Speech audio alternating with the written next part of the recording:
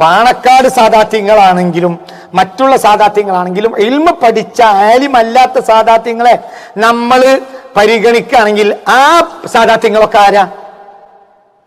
സയ്യിദുൽ ഉമറ ആണ്. എന്തല്ല? മനസ്സിലായില്ല?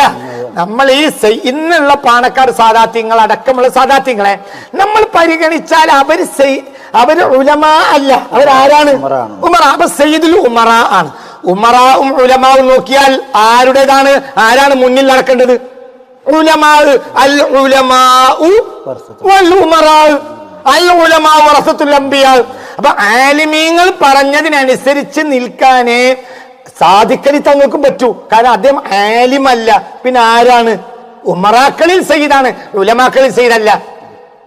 മനസ്സിലായില്ല? ഇതൊക്കെ പറയുന്ന നേരാണ്.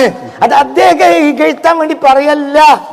റഹ്മത്തുള്ള കാസിമി ഉമ്മുൽ ഖുർആൻ യൂണിവേഴ്സിറ്റിയുടെ പ്രിൻസിപ്പാളാന്ന് പറഞ്ഞാൽ തെറ്റാണ്. ദാറുൽ ഖുർആന്റെ പ്രിൻസിപ്പാളാണ് ശരിയുമാണ്. ഞാൻ ആയതല്ലേ പറയേണ്ടുള്ളൂ.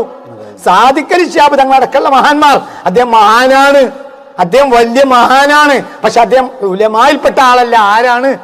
ഉമറായിൽ സയ്യിദാണ്. ഈ ഉമറാവിന്റെ സയ്യിദും എന്താണ് ചെയ്യേണ്ടത്? ഉലമാഇനെ അനുസരിക്കണം.